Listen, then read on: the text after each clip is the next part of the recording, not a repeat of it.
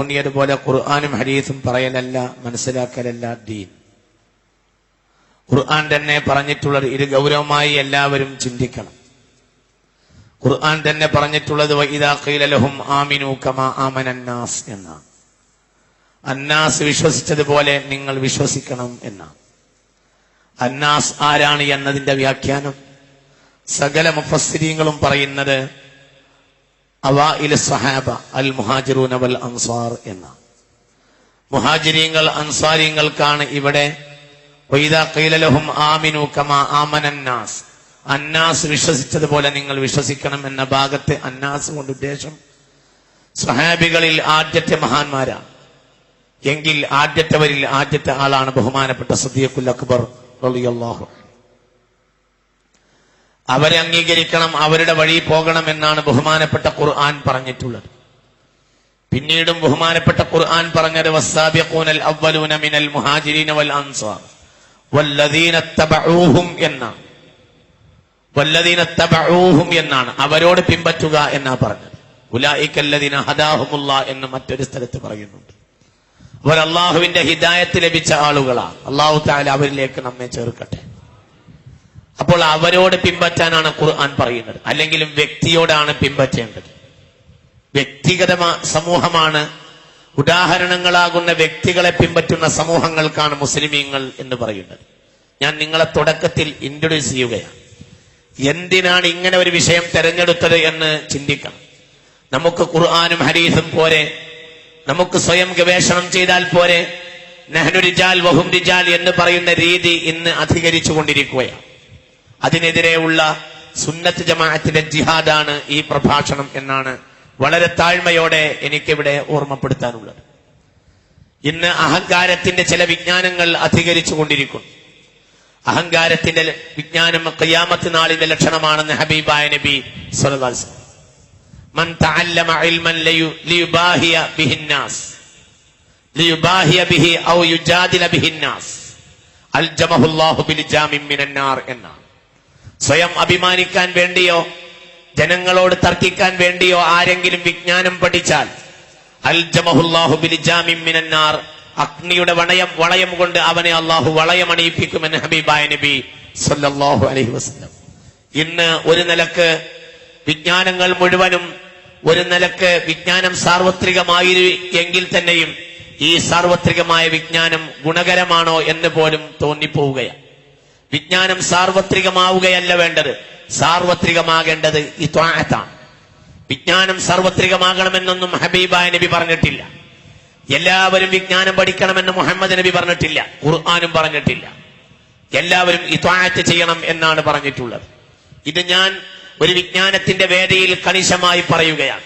അപ്പോൾ പിന്നെ എന്തിനാണ് ഈ വിജ്ഞാനമെന്ന്? വിജ്ഞാനികൾക്ക് ഇത്വാഅത്ത് ചെയ്യണമെന്ന് പഠിപ്പിക്കാൻ വേണ്ടിയാണ് ഈ വിജ്ഞാനം. എല്ലാവരും വിജ്ഞാനികളാകണം എന്നല്ല ഖുർആൻ പറയുന്നത്. ഫലൗലാ നഫറ മിൻ കുല്ലി ഫിർഖത്തിൻ മിൻഹും ത്വായിഫ, ഓരോ ഗോത്രങ്ങളിൽ നിന്നും നിർണിത ആളുകൾ പഠിക്കണം. എന്തിനു വേണ്ടി? ലിയതഫഖഹു ഫിദ്ദീൻ, അവർ ഉന്നതമായ വിജ്ഞാനവും നേടണം. എല്ലാ ഗോത്രങ്ങളിലും ഒരു വിഭാഗം ആളുകൾ. വലിയുൻദിറു ഖൗമഹും ഇദാ റജഉ ഇലൈഹിം, അനവധി ജോലികളിലേക്കും മറ്റു കാര്യങ്ങളിലേക്കും ഒരുപക്ഷെ യുദ്ധത്തേക്ക് പോലും പോകുന്ന മറ്റു ആളുകൾ അവരുടെ കർമ്മങ്ങൾ കഴിഞ്ഞ് മടങ്ങി വന്നാൽ ഈ വിജ്ഞാനികൾ വലിയുൻദിറു ഖൗമഹും, തങ്ങൾ പറഞ്ഞത് വെച്ച് മറ്റുള്ളവരെ ബോധ്യപ്പെടുത്തുകയും പേടിപ്പിക്കുകയും വേണം എന്ന് വിശുദ്ധ ഖുർആൻ പറഞ്ഞിരിക്കുന്നു. ഇദാ റജഉ ഇലൈഹിം ലഅല്ലഹും യഹ്ദറൂൻ, അവരുടെ തൊഴിൽ കഴിഞ്ഞ് എല്ലാവരും പഠിക്കുകയല്ല വേണ്ടത്. വിവിധങ്ങളായ തൊഴിലുകൾ വേണം സമൂഹത്തിൽ, എല്ലാവരും വേണം. ഒരു ബാർബർ പോലും ബാർബറുടെ ഹക്കിൽ ബാർബർ ഉണ്ടാവുക എന്നത് സാമൂഹികമായ ബാധ്യതയാണെന്ന് ബഹുമാനപ്പെട്ട ഇമാം ഗസ്സാലി തങ്ങൾ യഹ്യയിൽ പഠിപ്പിച്ചിട്ടുണ്ട്. ഫർദു ഐൻ അല്ലെങ്കിലും ഫർദു കിഫായ എന്ന വകുപ്പിൽ അത് ഉൾപ്പെടുമെന്ന് ബഹുമാനപ്പെട്ട, എന്തുകൊണ്ട് ഒരു ഖിത്താൻ ചെയ്യുക എന്ന് പറയുന്നത്, ഒരു ചേലാകർമ്മം നിർവഹിക്കുക ദീനിൽ വളരെ പ്രധാനപ്പെട്ട നിർബന്ധമായ ഒരു കാര്യമാണ്. ആ നിർബന്ധമായ ഒരു കാര്യം ഒരു ബിസ്മി കൊണ്ട് തുടങ്ങേണ്ടതാണ്. എന്തിനധികം ബഹുമാനപ്പെട്ട അബൂ ഹനീഫ അൻ-നുഅ്മാൻ റളിയല്ലാഹു അൻഹു പറഞ്ഞു, ഞാന് ഹജ്ജ് ചെയ്ത് ജംറത്തുൽ അഖബയും എറിഞ്ഞ് മുടി കളയാൻ വേണ്ടി വന്നു. മിനയിൽ ഇരുന്നു കൊടുത്തു, ഒരു ബാർബറുമായി സംസാരിച്ചു.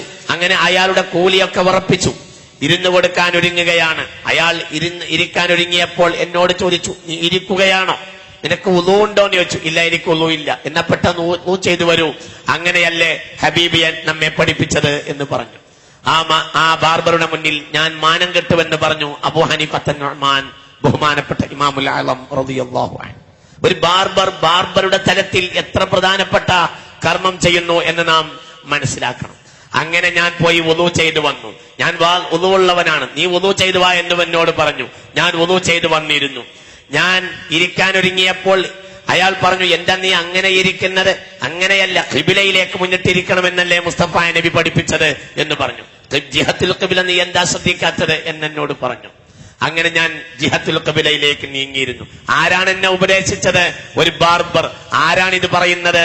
ഇമാമുൽ ആലം എന്ന് ലോകം പരക്കെ പറയുന്ന അബൂ ഹനീഫത്തുൻ നുഅ്മാൻ റളിയല്ലാഹു അൻഹു. ഞാൻ അങ്ങനെ ഇരുന്നു. എന്നിട്ട് ഞാൻ തല താഴ്ത്തി കൊടുത്തു. അപ്പോൾ എന്നോട് ചോദിച്ചു, നീ എന്താ അങ്ങനെ തല താഴ്ത്തി തരുന്നത്, അങ്ങനെയല്ലല്ലോ വേണ്ടത്, വലഭാഗം ചരിച്ചു തരണമെന്നല്ലേ മുസ്തഫ നബി പഠിപ്പിച്ചത് എന്ന് ചോദിച്ചു. വീണ്ടും മൂന്നാമതും ഞാൻ ബാർബറുടെ മുന്നിൽ വഷളായി എന്ന് പറഞ്ഞു. അങ്ങനെ ഞാൻ തല താഴ്ത്തി കൊടുത്തു. എല്ലാം കഴിഞ്ഞപ്പോൾ അയാൾ എന്നോട് ചോദിച്ചു, ഇപ്പൊ നീ എന്താ ചെയ്യുന്നത്? ഞാൻ നിങ്ങൾക്ക് സൗകര്യപ്പെടുത്തി തരുകയാണ് എന്ന് പറഞ്ഞു. എനിക്ക് സൗകര്യപ്പെടുത്തി വെറുതെ ഇരിക്കാനല്ലല്ലോ ഹബീബ് പഠിപ്പിച്ചത്, ആ നേരത്ത് നിന്നോട് ദിക്ർ ചെയ്യാൻ പറഞ്ഞിട്ടില്ലേ എന്ന് പറഞ്ഞു. ഞാൻ ദിക്ർ ചെല്ലാൻ ഒരുങ്ങി. അപ്പോഴാണ് ദിക്റിന്റെ ഓർമ്മ എന്റെ മനസ്സ്. ഇതൊക്കെ ഞാൻ പഠിച്ചു വെച്ചതാ, പക്ഷെ അതിന്റെ കർമ്മത്തിന്റെ വേദിയിൽ മറന്നുപോയി. അത് അവിടെയുള്ള ബാർബറാണ്. നാലാമത്തെ തവണയും ബാർബറുടെ മുന്നിൽ ഞാൻ ചെറുതായി എന്ന് പറഞ്ഞു ഇമാമുൽ ആലം അബൂ ഹനീഫത്തുൻ നുഅ്മാൻ റളിയല്ലാഹു